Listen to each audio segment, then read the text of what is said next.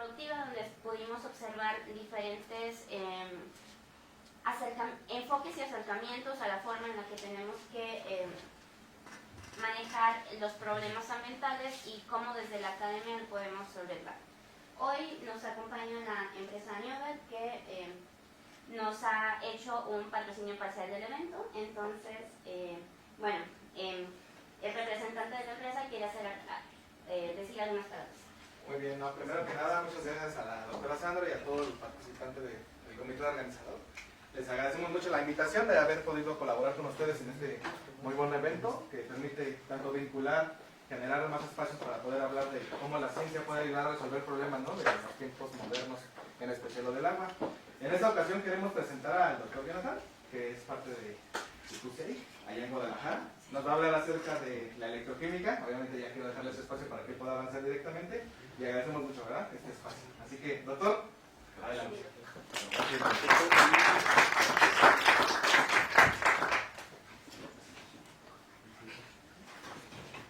Aquí está el control, por cierto.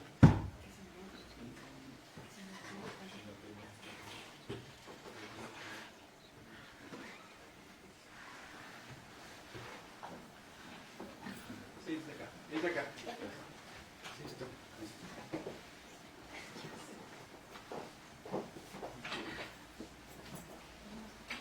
Bueno, yo les voy a hablar un poco de lo que son las microbaterías de litio de nueva generación, un poco de los avances y de los desafíos. Para rápido, voy a dar una pequeña semblanza de mi trayectoria. Bueno, yo soy egresado de la Facultad de Química del Estado de México, de la Universidad Autónoma del Estado de México. Hice el doctorado en Ciencias Materiales, una estancia en el Centro Internacional de Física Teórica, 3 estancias postdoctorales en la UNAM, una en la Universidad de la Picardía en Francia y actualmente, desde el 2017, soy profesor investigador titular A en el Centro Universitario de Ciencias Exactas de la Universidad de Guadalajara. Y bueno, ahí lo que desarrollo yo es gran parte de la parte electroquímica enfocada hacia la remediación ambiental. Me enfoco en la parte de pilas, pero ahorita vamos a ver que pilas lo puedes enfocar en lo que sería una reacción química. Una reacción química es una batería, es una pila. Puedes consumir, puedes generar energía. Entonces vamos a hablar, el contenido de esta presentación va a consistir de qué es una pila, qué es una batería, qué es una microbatería y al final vamos a ver los sistemas modernos para generar energía. Pero bueno, para entender todo esto vamos a empezar con lo más básico, que es una reacción química. Generalmente todas las reacciones químicas son reacciones de oxidación y de reducción que nosotros hemos visto en el laboratorio desde la secundaria con este tipo de experimentos. Pero ahora, vamos a tomar un poquito de historia.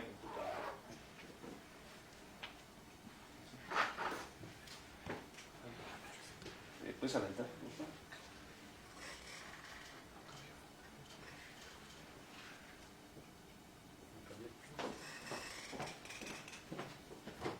Entonces, saltemos aquí esta parte. Vamos a tomar un poquito de historia.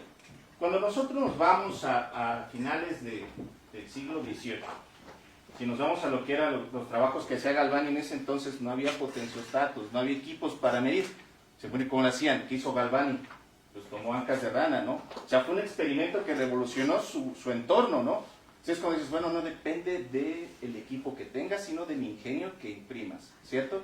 Son los ancas de rana y a partir de ahí salieron las bases de la electroquímica, trabajo que después aprovecha Volta, que es el que se lleva gran parte del crédito, y el ¿qué fue lo que hizo? Simplemente tomó como base los trabajos de Galvani, crea lo que es la pila de Volta. Sin embargo, como estaba muy enfocado a la parte biológica, a lo que la gente le llamó pila, él había llamado órgano artificial de electricidad, porque generaba electricidad, generaba explosiones, emocionaba a la gente. Eso incluso atrajo la atención de Napoleón Bonaparte, de otros emperadores, porque empezaron a ver que eso podía tener algún tipo de utilidad, y es cuando empieza a salir el interés con la parte electroquímica, y nos llevó a lo que después nosotros empezamos a conocer como lo que era un ánodo, un cátodo, un electrolito, lo que era un separador. Después este separador lo podemos ver como un inhibidor de corrosión, un acelerador de reacción. Entonces ya de aquí, de esta base que empieza a poner los trabajos de 1800, fueron lo que nos sirvieron para establecer los tipos de celda. Si tenemos una celda galvánica, o una celda electrolítica. Y ahí es donde empezamos con la parte interesante, ¿no? Una celda galvánica, que si nos vamos a la parte termodinámica y nos recordamos de esto que nos dieron ahí en la secundaria, que era la energía libre de Gibbs, esta energía libre de Gibbs es la que nos va a decir si una reacción es espontánea, no espontánea, reversible, irreversible. ¿De acuerdo? Pero que nosotros lo empezamos a relacionar mucho con estos conceptos de la entalpía o la entropía, que lo uso mucho, o lo usamos mucho nosotros, cuando hablamos de reacciones químicas para decir, bueno, si la reacción no sale, ¿qué le hago? Le meto temperatura. Una síntesis no sale, ¿qué hago? Le meto temperatura. ¿Para qué? Pues para alterar la energía libre de Gibbs. Porque esta energía libre de Gibbs es la que nos va a decir, o nos va a ayudar a controlar una reacción química. Y esta misma energía libre de Gibbs la podemos relacionar con lo que serían los potenciales electroquímicos de nuestro ánodo y de nuestro cátodo. Entonces, podemos controlar una reacción química mediante temperatura o mediante el ánodo o el cátodo que estamos usando para una reacción química. ¿De acuerdo? Y después nos vamos con otro tipo de reacciones cuando la reacción es espontánea. Cuando tenemos que empezar a consumir electricidad para que la reacción se lleve a cabo, y eso lo utilizamos mucho, o actualmente, para producir hidrógeno, producir oxígeno para celdas de combustible, para remediación ambiental, para muchos tipos de experimentos. Y aquí es cuando llega, pues ahora sí, un potenciostato galvanostato, que te va a permitir poder estudiar esa parte. Si nos vamos a la parte del electrocatálisis, lo podemos usar tanto para producir hidrógeno o oxígeno, o para tratar agua residual y empezar a oxidar colorantes, compuestos orgánicos, y llevarlos a su forma más simple, que sería CO2 y agua, que es lo que mucha gente busca. Pero hacer esta parte suena sencillo, dice, pues vamos a degradar un colorante. Pues, incluso la luz puede degradar un colorante por sí solo. Pero si te basas en la parte electroquímica, es cuando ahora ya puedes empezar a estudiar un poco la energía libre de Gibbs. Y como les decía a todos, pues está en tu mano derecha tienes energía libre de Gibbs. O sea, si tú tienes que encontrar esa energía, tienes que llegar hacia acá. ¿De acuerdo? Tú tienes este punto inicial, debes de subir hasta acá. Pero esta subida, te puede decir si la reacción va a ser exotérmica o va a ser endotérmica. Y podemos determinar esto. O sea, esta parte que se va a hacer bonito, tú lo puedes conocer o lo puedes determinar pues con este aparatito. Pues aquí está chiquitito, pero es el mismo que les mostraba antes. ¿Y qué te puedes poner a hacer? Este tipo de reacciones que conocemos y que hemos visto en la literatura, y tomar esta parte. Decir, vamos a la parte de catálisis. Dice, pero nos iba a hablar de baterías. Sí, pero la parte de catálisis también nos sirven baterías. Porque es importante ver cómo se mueve la energía de activación. ¿Y la energía de activación de qué va a depender? Si nos vamos a las básicas, dices, depende del material. Si tengo un metal, su energía de activación va a ser que baja, por eso reacciona fácil. Pero su energía superficial, ¿cuál va a ser? Alta. ¿De acuerdo? Va en esa contraparte. Si seguimos con un cerámico, su energía de activación va a ¿qué? Va a bajar. Va a subir, perdón. Vas a necesitar una energía de activación más alta. Si te vas a un polímero, todavía es más alta. Entonces un polímero es muy difícil que reaccione. ¿De acuerdo? Entonces, a partir de esta parte, tú puedes establecer si vas a trabajar con un catalizador, y ese catalizador lo puedes conectar a este equipo y usarlo o como ánodo o como cátodo. Y si dices, yo quiero ser más, no sé, ambicioso, quiero evaluar las dos al mismo tiempo. Entonces, ¿qué utilizas? Un bipotenciostato. ¿Para qué? Para evaluar la reacción anódica y la reacción catódica de manera simultánea.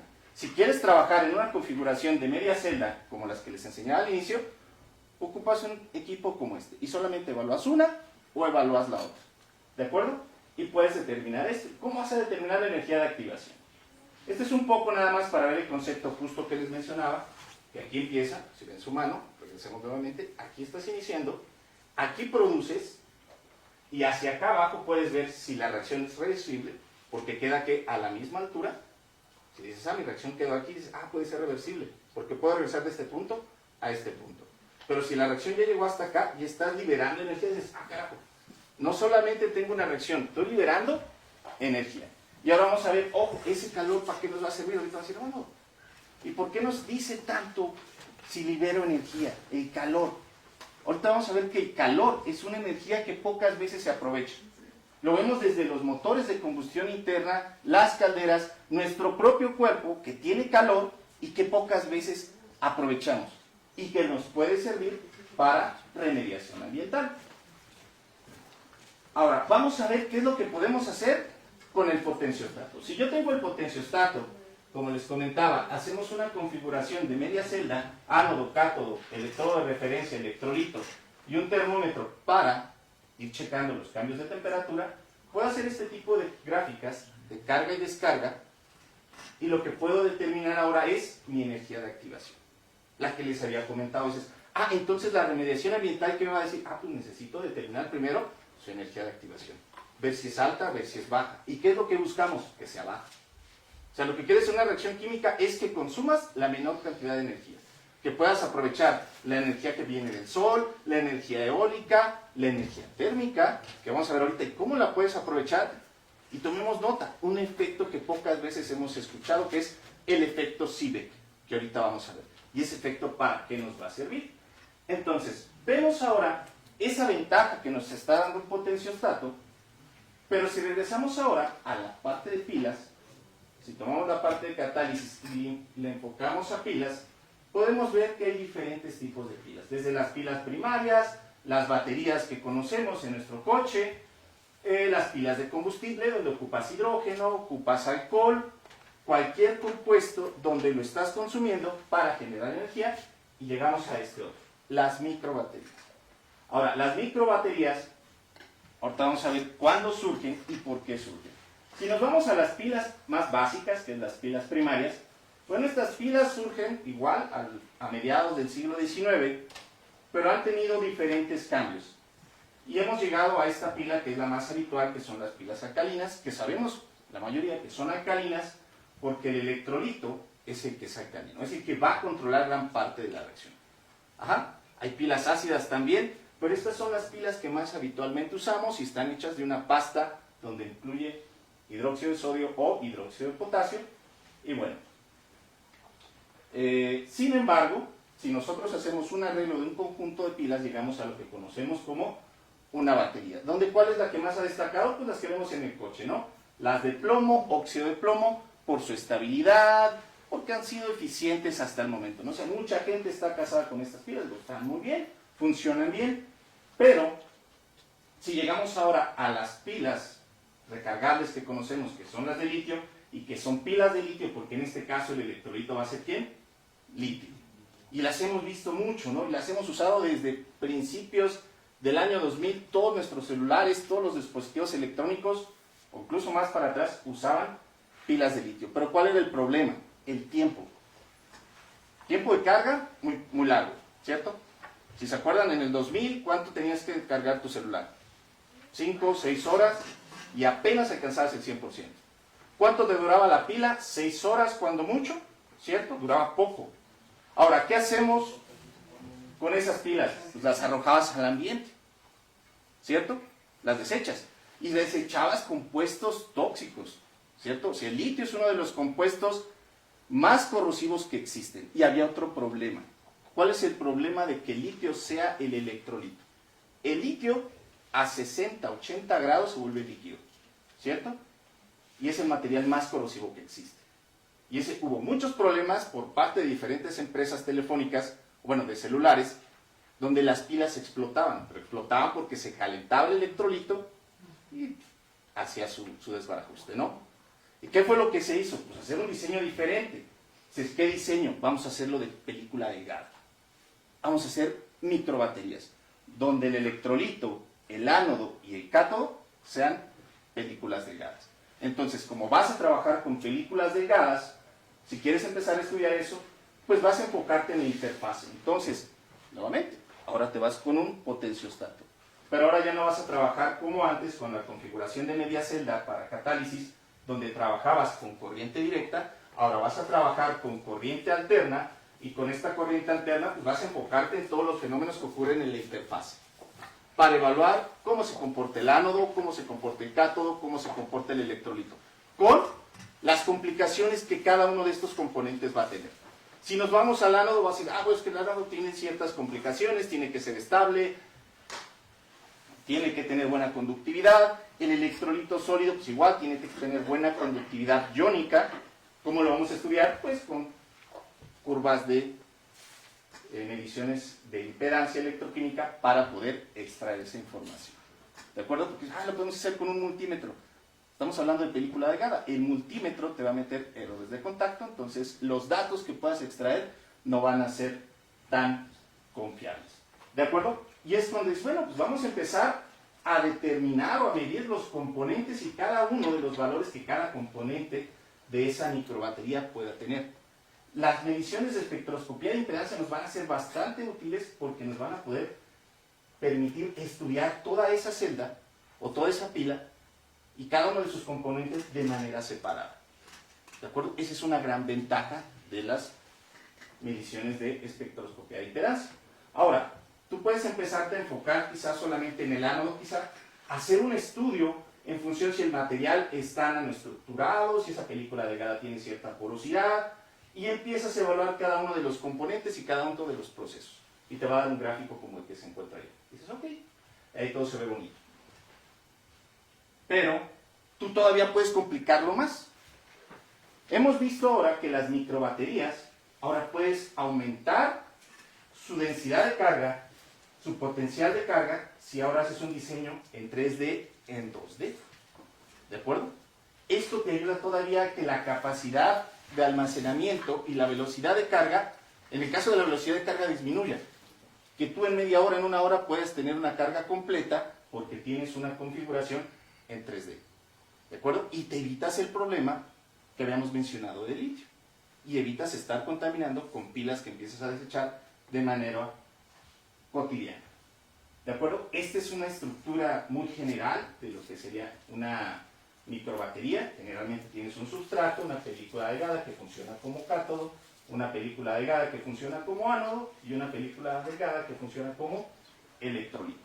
Y aquí, pues bueno, ya hay diferentes configuraciones. Esa es una muy sencilla, la habitual, donde, bueno, no vamos a meternos más a detalle. Y estos son los estudios que mucha gente hace. Ya que hicieron su estructura, hicieron su multicapa, y dicen, pues vamos a hacer un estudio por impedancia y nos va a tener, o nos va a tender a dar este comportamiento. Pero después vamos a ver que llegas a la realidad y no es cierto, no te va a dar algo así. Porque todos estos son los procesos, ¿no? Y si te vas a ingeniería química, te vas a fenómenos de transferencia, a la electroquímica, tú esperarías estudiar todo esto, se ve bonito. Pero cuando ya lo haces de manera experimental, en lugar de darte la gráfica, que sería como esta, que es el caso ideal, te la hago así. Dices, ching, se fusionaron los componentes. Entonces tú vas a ir a reclamarle al que te vendió el equipo. Oye, tú me prometiste que me iba a dar algo así, y me está midiendo algo así. A pesar de que tengo mi pila bien ordenada, no hay fenómenos que hayan modificado la estructura, la configuración de la pila, pero te da esto. Entonces ahí es cuando dices, bueno, ¿y ahora qué vamos a hacer? El problema no es del equipo. Ahora, ¿qué vas a hacer? Pues te regresas y metes ecuaciones de transferencia. Y ahora te metes con las ecuaciones que viste de transferencia de calor, transferencia de momento, difusión y todo lo demás. Y en lugar de usar el circuito equivalente tradicional, te metes con las ecuaciones de transferencia para ahora sí evaluar componente por componente, ¿no? Y haces algo así, un estudio muy detallado. Entonces es una gran ventaja de tener ese equipo. O sea, tú ves que es un equipo realmente sencillo, es una cajita muy básica. Pero de esa cajita tan básica, puedes sacar demasiada información. Y ahora sí, puedes obtener este tipo de gráficos para una microbatería sin ningún problema. Y como lo pueden ver, aquí son películas, son multicapas, muy delgadas, y te va a dar una información. Obviamente todo esto lo metes a diferentes softwares para empezar a sacar la información a partir de ecuaciones de transferencia, que por el momento no nos vamos a meter con eso. Pero ahora viene, ¿qué vamos a hacer con la energía que les comentaba, la energía térmica?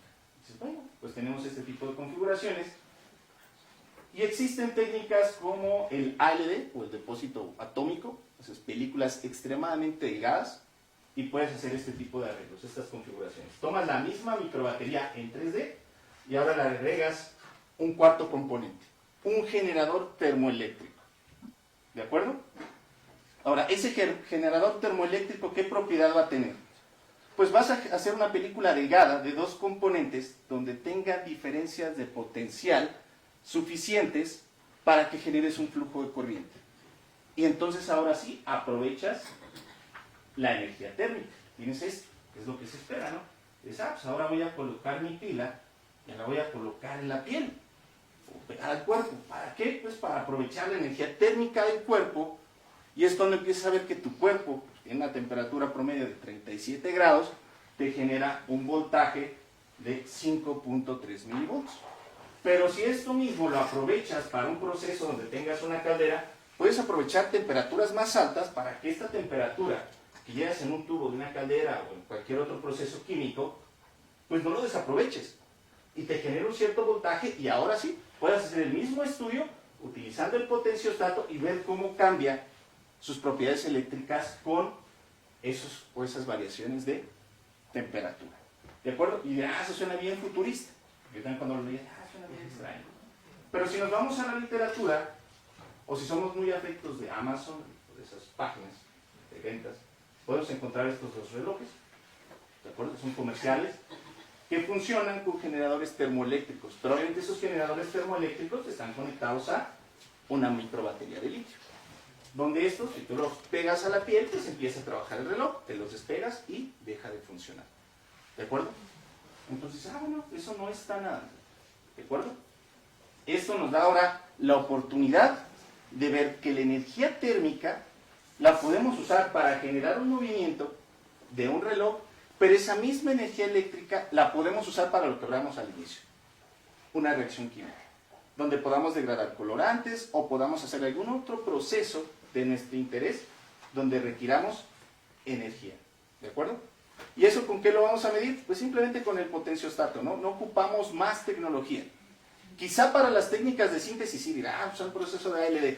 Hay variantes que te permiten tener resultados similares, no iguales al proceso de ALD. Pues ALD en México hay pocos, pero sí hay equipos de magnetron sputtering, equipos de PLD, ¿de acuerdo? Con los que podemos tener condiciones muy similares a las que se tienen en procesos de ALD. ¿De acuerdo? Y bueno, con eso yo termino mi presentación. No sé si tengan alguna duda de esta parte. Gracias, doctor, por su presentación. Bueno, si hay tiempo para dudas y preguntas, bueno, para dudas y comentarios, por si alguien tiene alguna pregunta. Adelante. Yo tengo una pregunta. Bueno, muchas gracias por la presentación. Es sumamente interesante. No sé, hoy en día, la tecnología de los autos eléctricos, si piensan emigrar a tecnología como esta. No sé si ustedes se enteraron, hay una agencia de noticias que se llama RT, Russia Today, en la que reporta que venía un barco inglés, venía de China hacia México con 3.000 y tantos autos eléctricos cargados. Eran 3.100 y tantos autos. Entonces el barco se incendió y lo dejaron a la deriva. Y lo que reportan es que las pilas de litio que traían los autos, quizá una generó el incendio. Entonces se produjo una situación catastrófica en ese barco. Entonces, esa tecnología que tú nos acabas de presentar, que también trabaja con litio, quizá en cantidades más pequeñas, activadas por energía térmica, por el calor, ¿podría ser aplicable desde una perspectiva diferente en la tecnología de autos eléctricos? Ahorita que comentaba de lo de litio, lo que hemos hecho, bueno, nosotros lo hemos hecho mucho en la universidad es, en lugar de utilizar, por ejemplo, el litio, que de hecho para manipularlo es complejo, usamos compuestos de inserción de litio, o sea, titanato de litio, cobaltato de litio, compuestos de esa índole donde en teoría son un poco más estables que el litio, pero presentan la misma movilidad de iones o movilidades de iones muy similares a la del litio metálico, pero que nos presentan mejor estabilidad y una manipulación más fácil. O sea, es algo que hacemos por magnetron sputtering, por ejemplo, o por ablación láser, y es más sencillo su manipulación, enfocada precisamente a esos problemas donde, bueno, el litio con un cambio de temperatura o con cualquier problema, pues puede generar algún tipo de incendio como de ese estilo, ¿no? Es lo que hemos visto mucho. Adelante, doctor. Gracias. Primero ahora sí que un comentario. Siempre le ponemos no era Galvani el otro, Volta. No, entonces era Galvani. Uno de los dos, que fue el que propuso las pilas galvánicas, resulta que si uno se pone a investigar, quien realmente desarrolló eso fue su esposa, pero no lo publicó porque entonces no le iban a hacer caso. Ella era enfermera y fue lo que hizo los experimentos con la ranita, Lucía Galazzi, no me acuerdo qué. Pues ojalá y con el paso del tiempo ya les demos el crédito a quien merece ese crédito. Y eso lo marca en el libro que se llama La estúpida idea de no volverte a ver, de Rosa Montero, que describe toda la vida de Marie Curie, ¿no?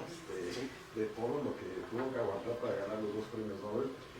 Bueno, ese es el comentario que yo creo que todos los que nos dedicamos a esto de electroquímica, tenemos que meternos a esa parte de la historia. Incluso yo me brinqué esa parte que van haciendo el comentario. O sea, cuando llegamos a las pilas recargables de litio, también las desarrolló una química japonesa, ¿no? No recuerdo el nombre, pero realmente ya nunca se llevó el crédito. De hecho, el crédito se lo lleva Sony, porque la química trabajaba para Sony, desarrolla las pilas recargables de litio, pero pues ella pues no existió, digamos, que su trabajo... Bueno, ahí pues es una empresa, quizás por ese lado, ¿no? Pero en el otro sí hace falta tener ese componente. Y pues sí, el litio es bastante tóxico, es bastante difícil de sacar de la tierra, ¿no? Es un tema político también. Y el sodio, ¿por qué no utilizar el sodio si está abajito del litio en la tabla periódica? Y el sodio estamos compuestos de sodio, ¿no? De hecho hay otras configuraciones, o sea, aparte de las de litio, existen pilas usando zinc, usando compuestos un poco más estables, digamos, de poca demanda, porque igual después el problema del sodio viene, pues lo mismo, o sea, manipular el sodio metálico pues tampoco es tan sencillo. Sería buscar algún tipo de sal que tenga cierta estabilidad, cierta movilidad de iones, que se puede utilizar en solución, porque a diferencia de los demás, o sea, por ejemplo, el litio es el único metal alcalino térreo que no forma, en teoría no forma óxidos, se supone. Más en ese punto, ya hay Sí. coches con baterías de sodio. Ese sí no. Sí, chinos y en Europa. Ya la tecnología de sodio ya está yendo hacia tratar de cubrir un poco la parte del litio. Lo que tienes con el litio es que es más ligero. Entonces, al ser más ligero, tienes menos peso en las baterías para la misma densidad de potencia, ¿no? Pero ya existe, o sea, ya hay mucho ahorita desarrollo, porque precisamente el problema geopolítico del litio es algo complicado y pues ahora sí que sodio hay en todos lados, Sí. ¿no? Entonces, pero no deja de ser un metal también, no sé, pues peligroso, ¿no? En ese sentido, pero es menos que el litio. El litio es mucho más en ese sentido. Entonces, eso sí ya está más avanzado. Sí. ¿Sí? Ya no es laboratorio, o sea, bueno, todo está en laboratorio, pero ya hay prototipos ya a nivel de uso de baterías de sodio. Pues sí, muchas gracias por sus comentarios, preguntas, y también agradecemos al doctor Jonathan, la División de Ciencias Básicas e Ingeniería de la Universidad Autónoma Metropolitana, Unidad Lerma, otorga la presente constancia al doctor Jonathan Álvarez Pérez por su participación como ponente en la conferencia Microbaterías de litio de nueva generación, electroquímica aplicada con el equipo en el primer conservatorio de tecnologías aplicables en la remediación ambiental. Gracias, doctor, y un fuerte aplauso, por favor.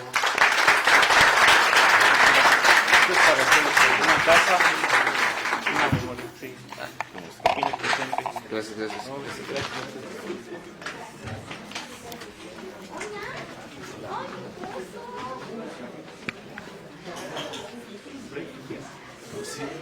Damos un tiempo de 5 minutos para la siguiente. El micrófono. ¿Es eso? ¿Pero se lo ponen aquí? No, pero digo que lo primero.